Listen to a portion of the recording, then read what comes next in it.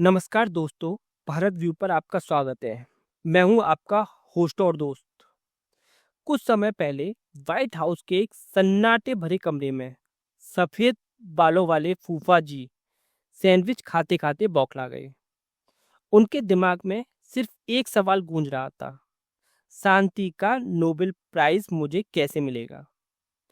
पाकिस्तान और इंडिया के बीच cease fire में मध्यस्थता का पूरा क्रेडिट लेने के लिए जब वो पूरी दुनिया में इसका ऐलान कर रहे थे, भारत ने दबी हुई आवाज में उसे नकार दिया।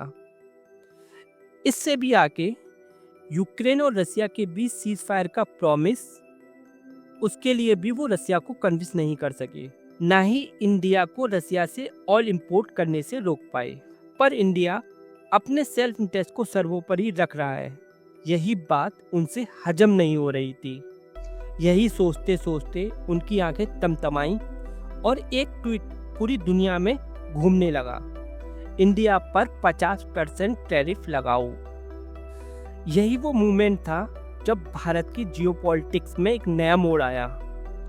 अमेरिका के इस फैसले ने अचानक सबको सोचने पर मजबूर कर दिया। जो विश्लेषक अब तक भारत अमेरिका की स्ट्रॉन्ग पार्टनरशिप की बातें कर रहे थे, अब वही लोग अपने ग्लोब घुमा घुमा कर जियोपॉलिटिक्स का नया लेक्चर देने लगे। स्क्रीन पर आप देख सकते हैं यूरोप, जो अपने आप में एक कॉन्टिनेंट है, 12 से अधिक वर्ल्ड लीडर्स हैं। वो एक क्लासरूम में स्टूडेंट की तरह बैठे हुए हैं और बॉस डोनाल्ड ट्रम्प उनको संबोधित कर रहे हैं।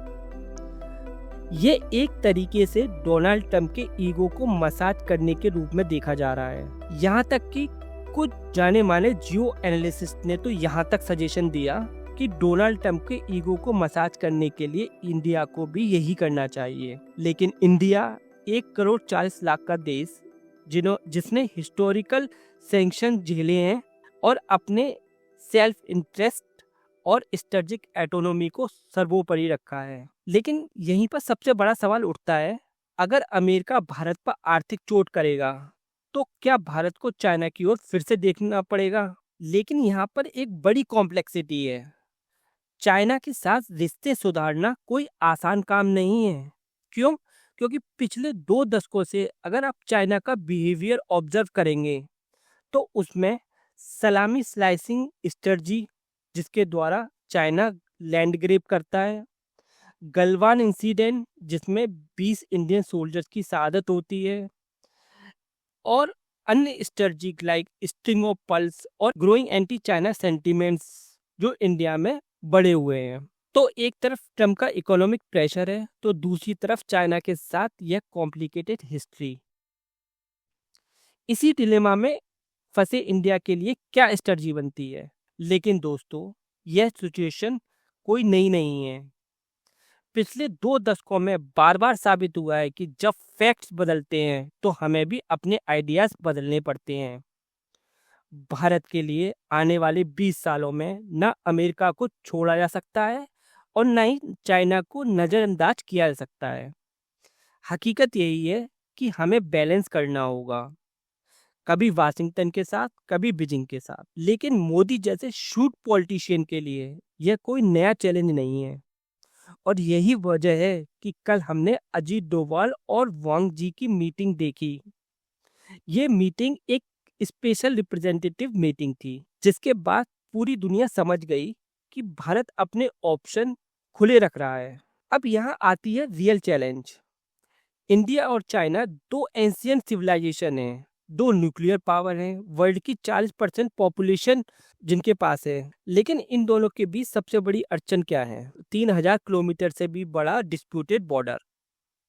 बिना इस बॉर्डर इशू को एड्रेस किए कोई भी मीनिंगफुल रिलेशनशिप इम्पॉसिबल है, क्योंकि जब सोल्जर फेस टू फेस खड़े हो तो पॉलिटिशियन कैसे हैंडशेक कर सकते हैं? बॉर्डर इशू को रिजॉल्व करने के लिए आमतौर पर 2 तरीके होते हैं, military talk and diplomatic talk.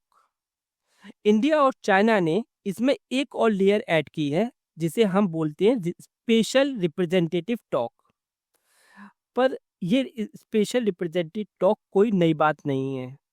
ये 2003 में स्टार्ट हुई थी और धीरे धीरे आगे बढ़ती रही। 2008 में जब इंडिया अमेरिका के साथ न्यूक्लियर डील की बातचीत कर रहा था, इंडिया और अमेरिका पास पास आ रहे थे। उस समय दोनों कंट्रीज की अपनी अपनी मांगे थी। चाइना की मांग थी कि इंडिया से एक बड़ा राजनीतिक बयान दिलवाया जाए कि दोनों देश लॉन्ग टर्म स्ट्रेटेजिक पार्टनर हैं। पर इंडिया की यहाँ पर दो शर्तें थी कि बॉर्डर को नेचुरल जियोग्राफिक निशान से तय किया जाए, जो कि भारत के हित में था, और सीमा पर बसे लोगों के हित सुरक्षित रहे, जिसमें तवांग जैसे एरिया आते हैं। लेकिन 2010 के बाद से चाइना का रवैया बदलने लगा। 2020 में लद्दाख कन्फ्रंटेशन के बाद चाइना ने आक्रामक कदम उठाए, और यही स्ट्रेटजी है जो आज फिर से टेबल पर आ गई है। यानी चाइना और इंडिया के बीच आइस ब्रेक करने के लिए हम फिर से स्पेशल रिप्रेजेंटेटिव टॉक को स्टार्ट कर रहे हैं। तो आप पूछेंगे तो इसमें अब नया क्या है? हाल ही में अजीत डोभाल और वांग यी के मीडिया रीडआउट्स को केयरफुली रीड करें तो उसमें दो शब्द हाईलाइटेड होते हैं। पहला डी एस्केलेशन और दूसरा अर्ली हार्वेस्ट। डी एस्केलेशन का मतलब है कि दोनों पक्ष अपनी अपनी सेनाएं हटाएं, भारी हथियारों को कम करें, जिससे तनाव दोनों तरफ से कम हो सके। अर्ली हार्वेस्ट का कॉन्सेप्ट है कि जिन मुद्दों पर सहमति जल्दी बन सकती है उनका समाधान पहले कर लेना चाहिए। इससे दोनों के बीच भरोसा बढ़ता है। यह अप्रोच क्यों प्रैक्टिकल दिख रहा है? क्योंकि दोनों पक्ष मान रहे हैं कि होल पैकेज डील फिलहाल असंभव है। छोटे छोटे कदम ज्यादा भरोसेमंद हैं और इससे ट्रस्ट डेफिसिट धीरे धीरे कम होगा। तो सवाल उठता है कि क्या भारत सच में चाइना के साथ एक वार्म अप टेस्ट मैच खेलना चाहता है, या फिर यह सिर्फ एक डिप्लोमेटिक मजबूरी है? इंडिया का मैसेज बहुत साफ है कि अमेरिका के साथ पार्टनरशिप हो सकती है, डिपेंडेंसी नहीं हो सकती। इसी तरीके से चाइना के साथ कंपटीशन हो सकता है, बट कन्फ्रंटेशन से इंडिया बचेगा। रसिया के साथ हिस्टोरिकल टाइज हमेशा मेंटेन रहेंगे और यूरोप के साथ सिलेक्टिव कोऑपरेशन चलता रहेगा। यह इंडिया के स्ट्रेटेजिक मैच्योरिटी का साइन है। अब हम रूल टेकर नहीं बल्कि रूल शेपर बनने की दिशा में हैं। तो अगर आपको यह डिटेल जियोपॉलिटिकल एनालिसिस पसंद आया तो लाइक करना ना भूलें, सब्सक्राइब करें और बेल आइकन के साथ शेयर करें, और अपने उन दोस्तों के साथ जो इंटरनेशनल पॉलिटिक्स में इंटरेस्टेड है शेयर करें। जय Hind, keep thinking, keep analysing. जय हिंद।